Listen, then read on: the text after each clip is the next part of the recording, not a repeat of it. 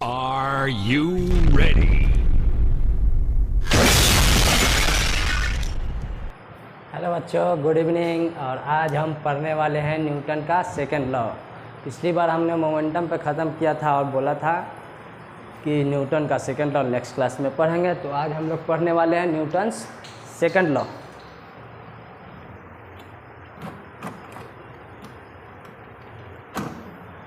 Newton का दूसरा नियम क्या था उसके बारे में पढ़ेंगे।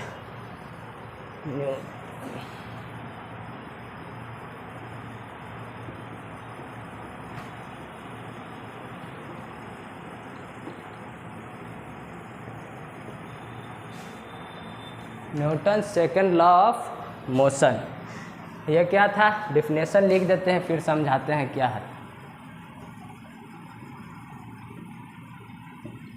The rate of change of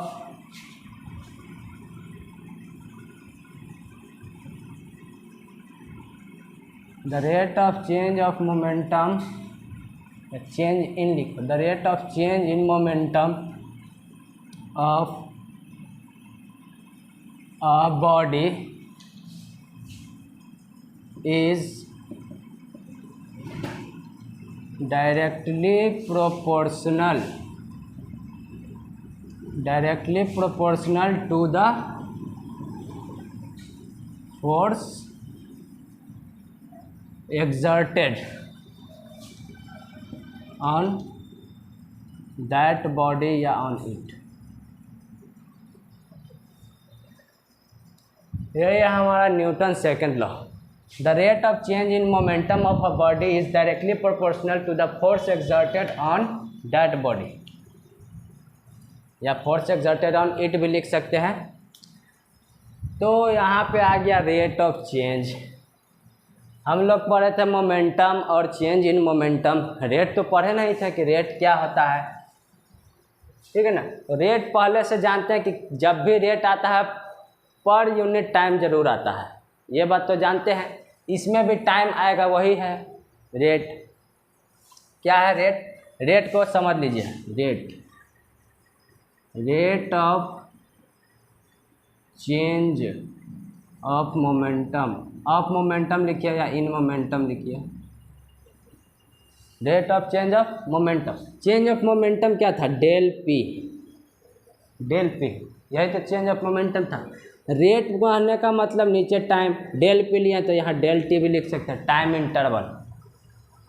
यानी कि कितने समय में मोमेंटम चेंज हुआ है उसी को बोलते हैं rate of change of momentum. ठीक है ना, बात क्लियर है?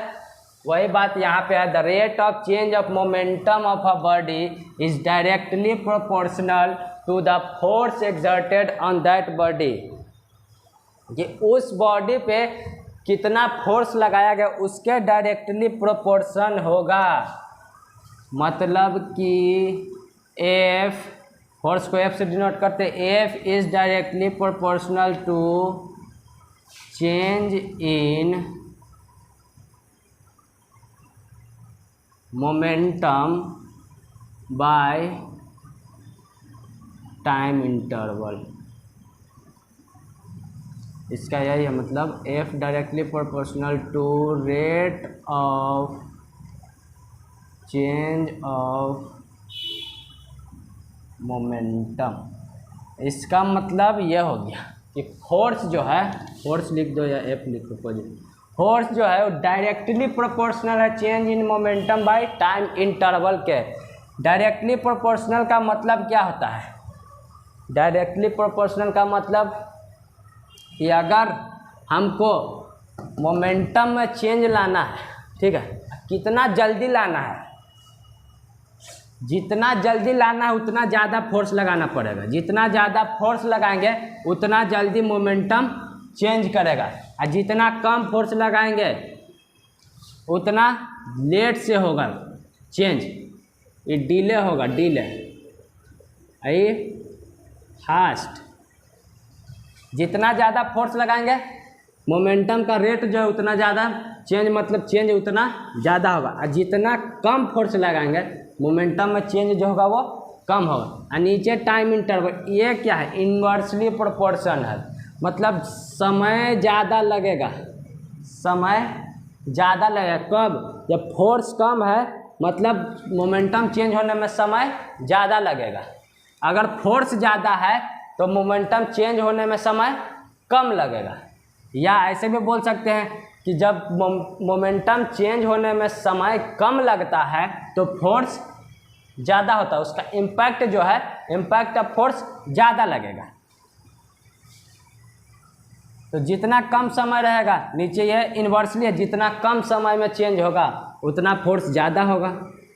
ठीक है ना, बात समझ में आया? यही है न्यूटन का सेकंड लॉ। ऐसे एक डेरिवेशन भी है, डेरिवेशन पहले ही पढ़ चुके हैं, यहाँ भी डेरिवेशन है इसका एक, वो भी देख लेते हैं डेरिवेशन।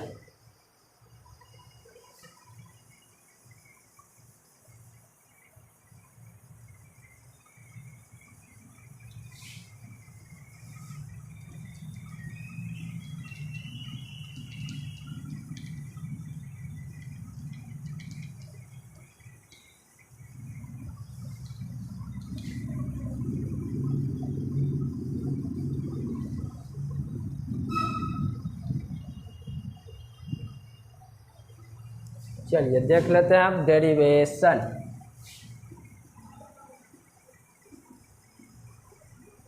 हैशटैग डेरिवेशन है।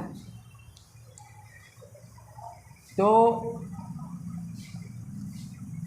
स्टेटमेंट क्या कि अगर जब कोई फोर्स लगा गया है किसी बॉडी पे तो उसका मोमेंटम डेल पी के साथ चेंज कर रहा है डेल टी समय में। क्या लिखेंगे? If a force F is exerted on a body, then its momentum changes with del P in time interval del T, small change होता है इसे डेल टी ले लेते हैं। ठीक है, तो सेकंड लॉ के अनुसार क्या, according to Newton's second law, Newton second law के हिसाब से इन तीनों में रिलेशन क्या था कि एफ जो है वो डायरेक्टली प्रोपोर्शन है change in momentum, change in momentum by time interval, यही ना था। तो ये F directly proportional change in momentum क्या है? डेल पी, टाइम इंटरवल कितना है? Del T. ये हो गया, यही हमारा मेन फार्मूला है, del P by del T, directly proportional. अब न्यूटन साहब ने क्या किया कि इस प्रोपोर्शनैलिटी को हटा करके एक कांस्टेंट के रख दिया, एफ हटा करके के, सोचा कि कोई चेंज हो सकता है इसीलिए यहाँ पे के कोई कांस्टेंट लगा दिया। ठीक है, तो बाद में डेरिवेशन करने के बाद पता चला कि नहीं, यहाँ पे के नहीं होगा, ये सिंपल ये जो वैल्यू है यही एग्जैक्ट हमारा वैल्यू देगा किसी भी क्वेश्चन को सॉल्व करने के लिए। तो बाद में फिर उन्होंने इस के का वैल्यू क्या कर दिया? 1 पुट कर दिया है। तो हमारा फार्मूला क्या बच गया? आफ्टर पुटिंग, यहाँ पे शॉर्ट में लिखिए के बराबर 1। ठीक है, सिंपल समझ में आ जाए। ठीक है, पता चला कि के का कोई ज़रूरत नहीं है, कांस्टेंट का कोई ज़रूरत नहीं है, तो उन्होंने के का वैल्यू फिर 1 रख दिया, जो हमारा ये फार्मूला निकल गया। F is equal to del P by del T, जहाँ पे डेल पी हमारा चेंज इन मोमेंटम है और डेल टी जो हमारा है टाइम इंटरवल है। अब इसको सॉल्व करके हमारा एक फार्मूला आता है F is equal to M A. आप बोलिए कि हाँ यही तो पढ़े थे सर, ये तो पता नहीं था कि ये भी होता है, ये पढ़े थे कि F is equal to M A होता है। हाँ, तो डेरिवेशनल फार्मूला है, यहाँ से यहाँ पहुँचेंगे हम। देखिए कैसे पहुँचेंगे। अब ये एफ हो गया, ये इधर ही देख लेते हैं, इधर से यहाँ देख लीजिए। F is equal to del p upon del t, ठीक है। डेल पी क्या, चेंज इन मोमेंटम, मतलब final momentum minus initial momentum, यही तो पढ़े थे del time interval t, change in momentum यही ना था, ठीक है। F is equal to final momentum क्या, m into v, minus initial momentum क्या, एम इंटू यू, नीचे टाइम टी, ठीक है। एफ दोनों में एम कॉमन हो गया, दोनों में एम कॉमन, इधर से वी माइनस यू, नीचे होल टी, ठीक है। अब देखो यहाँ से कुछ नज़र आ रहा होगा, एम को हम एकदम अलग कर दिया, V minus you by T को अलग कर दिया,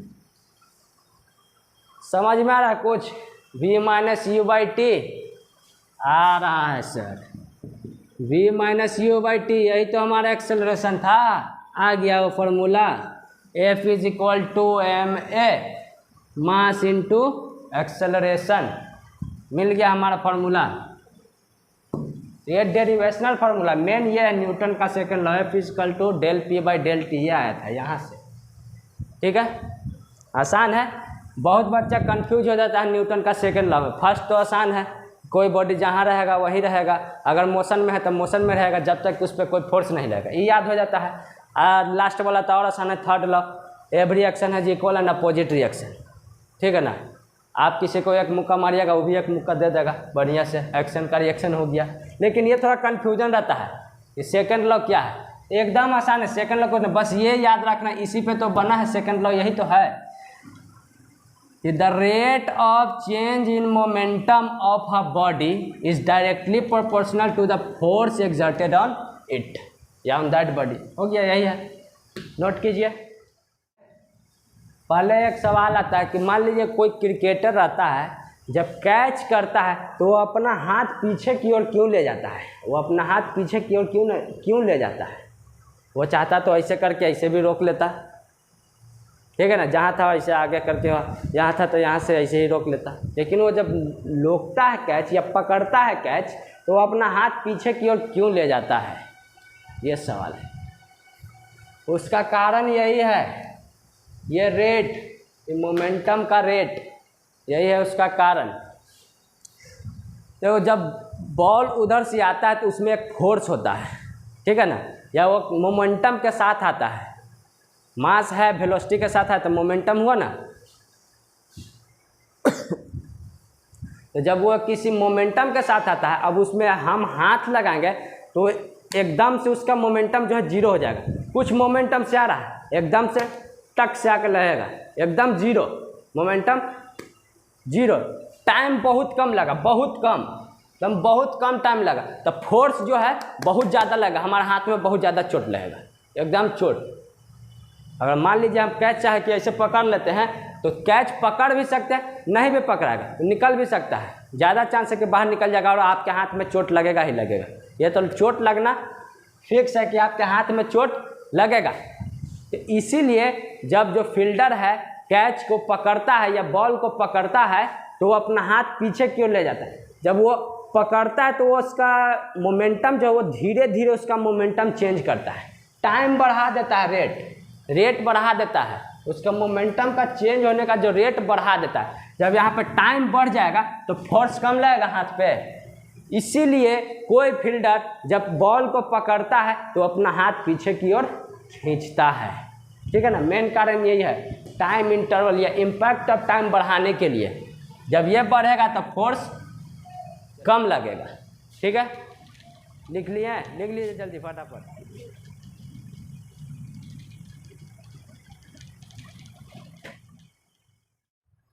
चलिए अब यहाँ एक क्वेश्चन आया है, क्वेश्चन को देखते हैं कि इसमें क्या करना है।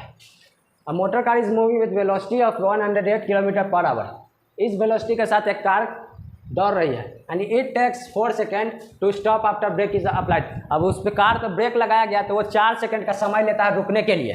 Calculate the force exerted by the brake on the motor car, तो इसमें फोर्स कितना लगा वो बताना है कि ब्रेक के द्वारा कार पर कितना फोर्स लगाया गया। अगर पैसेंजर के साथ उस कार का वेट जो या मास जो है वो 1000 kg है। चलिए सॉल्व करते हैं। गिवन पहले लिख लेते हैं, गिवन क्या क्या है। गिवन है मास दिया हुआ है, मास ऑफ कार दिया हुआ है 1000 kg। वेलोसिटी ऑफ कार भी दिया हुआ है 108 किलोमीटर पर आवर। ठीक है, अब देखिए टू स्टॉप, स्टॉप वर्ड आया। स्टॉप कहने का मतलब रुका, यानी इनिशियल दे दिया तुमको 0 मीटर पर सेकेंड। ठीक है ना, सब कुछ मिल गया मेरा।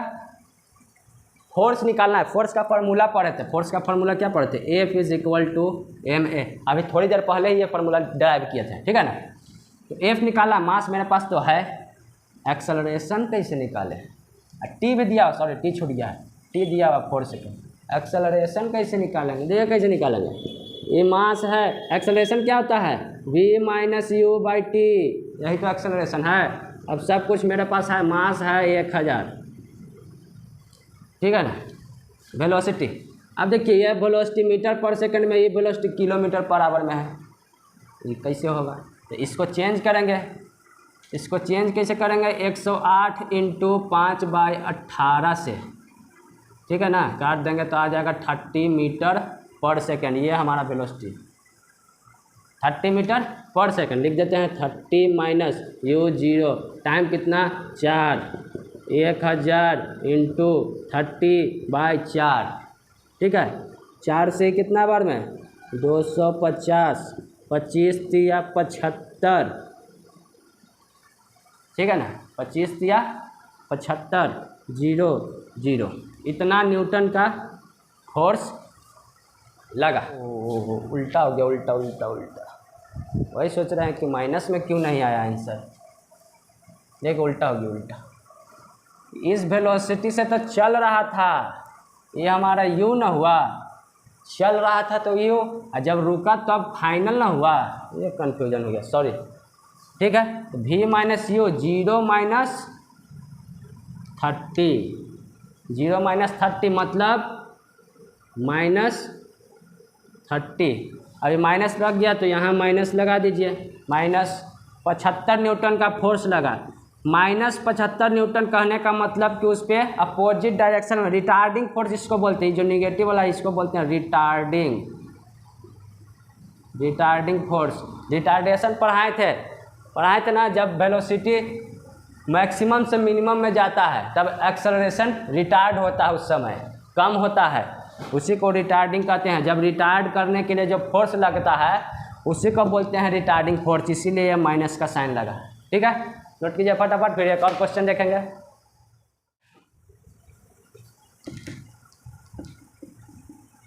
दो तीन क्वेश्चन कर लेंगे ताकि कंसेप्ट क्लियर हो जाए। इसी पे क्वेश्चन था उस समय, उस सब पे क्वेश्चन उतना नहीं रहता है।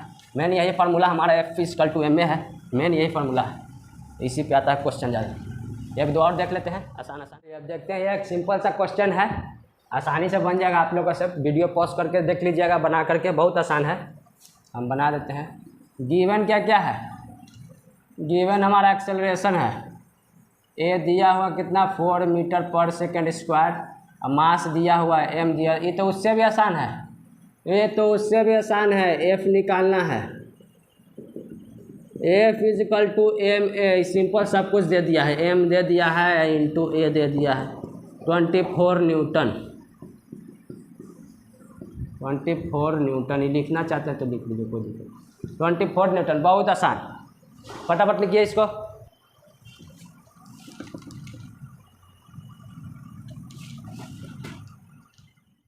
चलिए एक और क्वेश्चन है, देखते हैं।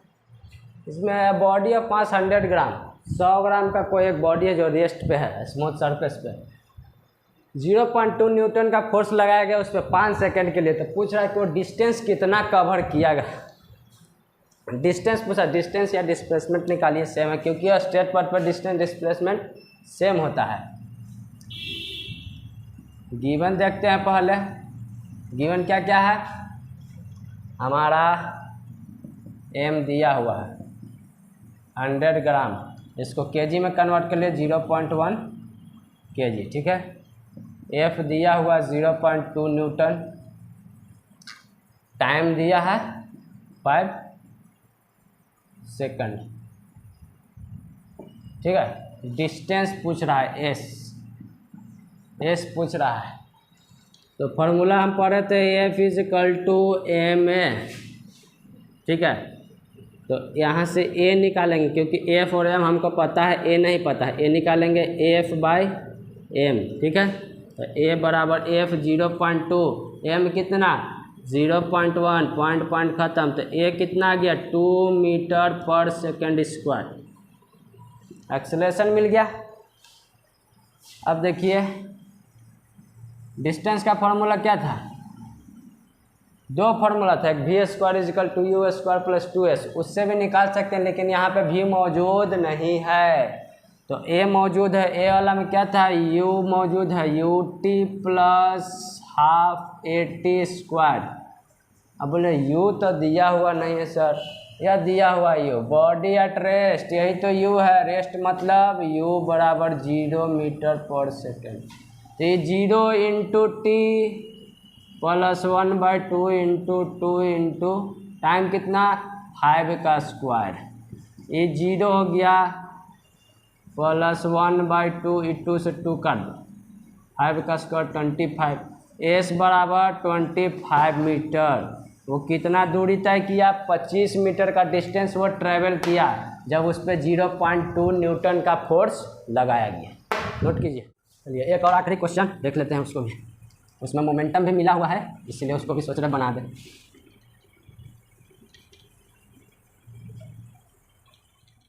चलिए एक आखिरी क्वेश्चन है, देख लेते हैं। इसमें मोमेंटम का बात किया है, इसीलिए करवा देते हैं ये भी क्वेश्चन। पहले हम क्या करेंगे, गिवन लिखेंगे। सबसे पहला काम गिवन लिखना है, गिवन लिख देंगे।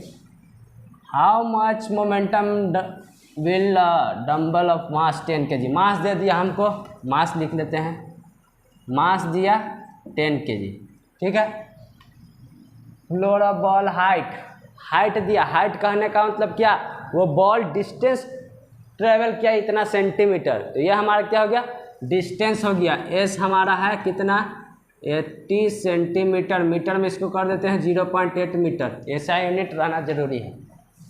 Take downward acceleration, downward acceleration दे दिया है कितना 10 मीटर पर सेकेंड स्क्वायर। पूछ क्या रहा है, मोमेंटम P, तो P निकालना है। P बराबर हम लोग पढ़े थे mv, ठीक है। तो m मेरे पास है, हमको क्या चाहिए, v चाहिए, ठीक है ना। v तो नज़र नहीं आ रहा है कि दिया हुआ है, नहीं ना, नहीं नज़र आ रहा है, लेकिन u नज़र आ रहा होगा कि जब उसको ऊपर से छोड़ा गया, जब तक नहीं छोड़ा गया था वो रेस्ट में था, तो यू क्या हो गया, यू 0 मीटर पर सेकेंड हुआ ना। तो एक फार्मूला था, ये देखो एस ए यू, अब भी के बीच v square is equal to you square plus 2as, v square u square 0 plus 2 into a कितना है 10, एस कितना है 0.8, तो v square is equal to कितना हो गया, ये 10 का 8, 2 into 8, v square is equal to 16, therefore v is equal to 4 meter per second.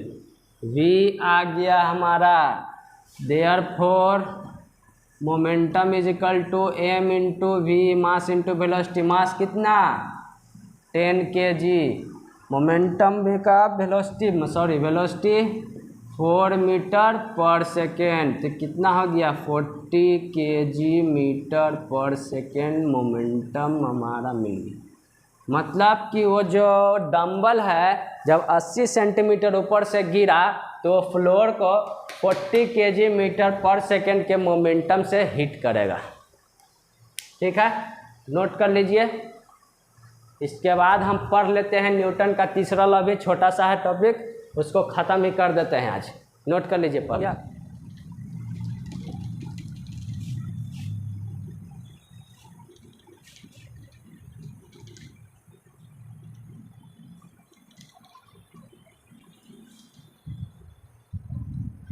अब हमारा एक टॉपिक है न्यूटन का लास्ट लॉ। 2 लॉ पढ़ लिए, फर्स्ट लॉ सेकंड लॉ। अब है तीसरा हमारा एक्शन रिएक्शन। उससे पहले 1 न्यूटन फोर्स जान लेते हैं क्या होता है। कभी कभी डिफिनेशन पूछ देता है, what is 1 Newton force. What is 1 Newton force, छोटा सा क्वेश्चन है, ये पूछ लेता है व्हाट इज 1 न्यूटन फोर्स। तो 1 न्यूटन फोर्स देखिए कैसे पता करें, इसका डिफिनेशन फार्मूला से पता हो जाएगा। ये फोर्स है, force is equal to mass into acceleration, ये पढ़े थे। मास 1 लाने के लिए क्या कर सकते, इसको अगर 1 kg हम लेते हैं, 1 किलो का कोई मास है, एक्सेलरेशन उस पर हो रहा है 1 मीटर पर सेकेंड स्क्वायर का, ठीक है ना। तो उस पर फोर्स कितना होगा, 1 × 1 1 ही ना होगा, 1 न्यूटन का फोर्स आ गया। The force required for the body of mass 1 kg to produce an acceleration of 1 meter per second square, then the force acting on the body is said to be 1 Newton force. मतलब 1 kg मास का जो कोई body है, अगर उसमें 1 metre पर second square का acceleration produce करना है, तो जो फोर्स लगाया गया है उसी फोर्स को 1 न्यूटन फोर्स बोलेंगे, ठीक है, लिख लीजिए। अब जानते हैं हम लोग एक्शन रिएक्शन यानी न्यूटन का थर्ड लॉ। न्यूटन चर्चा पे फिजिक्स पूरा निर्भर किया।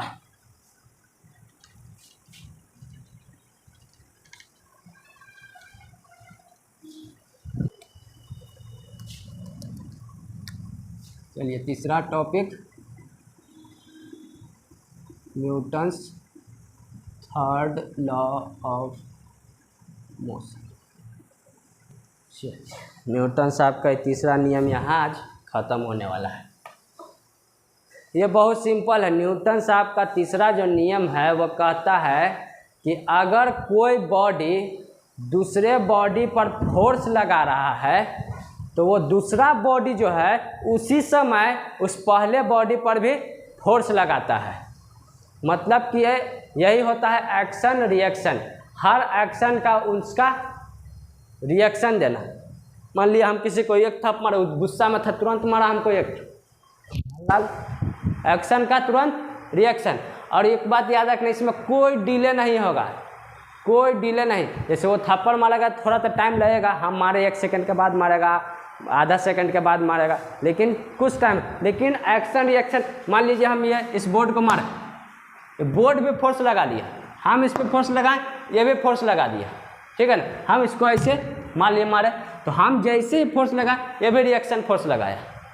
तो न्यूटन साहब यही बोले थे कि अगर कोई बॉडी दूसरे बॉडी पर फोर्स लगाता है, तो दूसरा बॉडी भी उस पर उसी समय फोर्स लगाता है, जो उसके बराबर ही होता है, लेकिन डायरेक्शन उसका क्या होता है, अपोजिट होता है, ठीक है ना।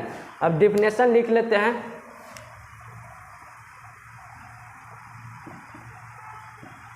It states that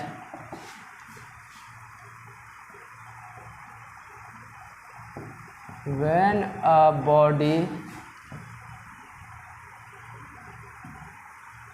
exerts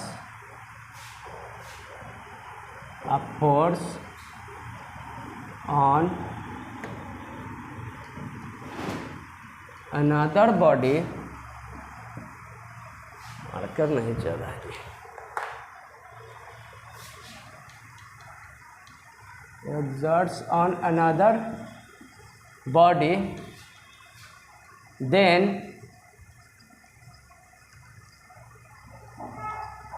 another body also exerts equal and opposite force. खत्म हो गया काजी। Equal and opposite force on first body.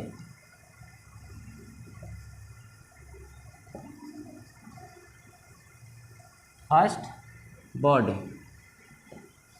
यही न्यूटन साहब का तीसरा लॉ।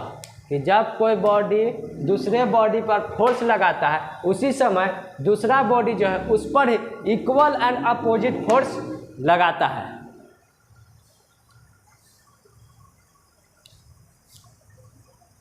इसको ऐसे भी लिख सकते हैं, एवरी इन अदर वर्ड्स,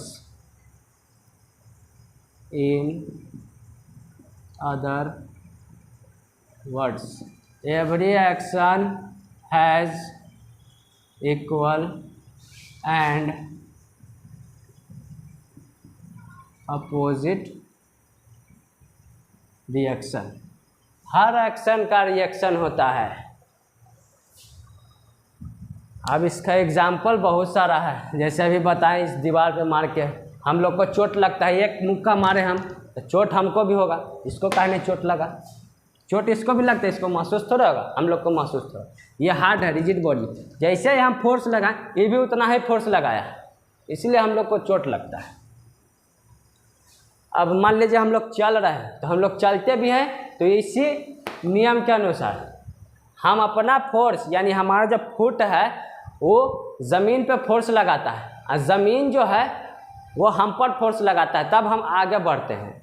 अगर ये पूरा स्मूथ सरफेस रहेगा तो हम चल नहीं पाएंगे, ठीक है ना।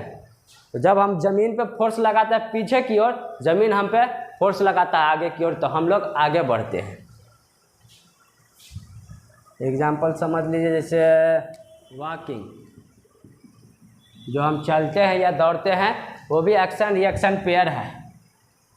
हम फोर्स लगाते हैं एक्शन, ज़मीन फोर्स लगाता है रिएक्शन। या in case of boat, in case of boat, boat के केस में मान लीजिए हम बोट पे हैं ऐसे, ठीक है ना, यहाँ पे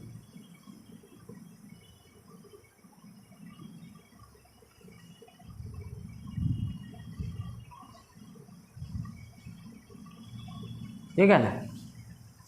तो जब हम अपना फोर्स लगाएं इसके ऊपर जब फोर्स लगाएं, इधर क्या लगाएं, एक्शन फोर्स, एक्शन लगाएं तो ये हमको इधर की ओर रिएक्शन देता है।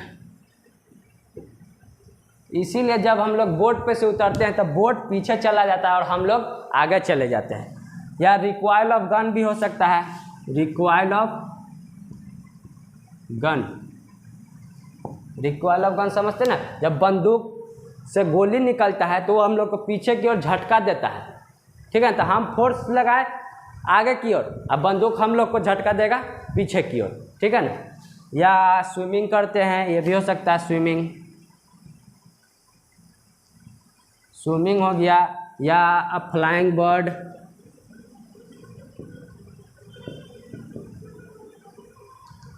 पक्षी उड़ता कैसे है, यही एक्शन रिएक्शन है।